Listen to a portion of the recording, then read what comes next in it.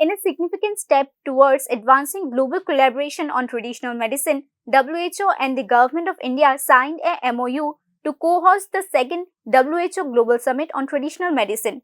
The summit will take place in New Delhi from 17th to 19th December 2025. The signing ceremony was held in the presence of Sri Pratap Rao Jadev, Union Minister of State for the Ministry of Ayush and Minister of State in the Ministry of Health and Family Welfare, and Vaidya Rajesh Kotecha, Secretary to the Government of India at the Ministry of Ayush. Senior officials from WHO and Ministry were also present in the signing ceremony. Under the theme, Restoring Balance for People and Planet, the Science and Practice of Well-being, the summit will serve as a global platform to mobilize multi-stakeholder action and commitment in support of WHO's new 10-year global strategy on traditional medicine, adopted at the 78th World Health Assembly in May 2025. Bureau Report News Now.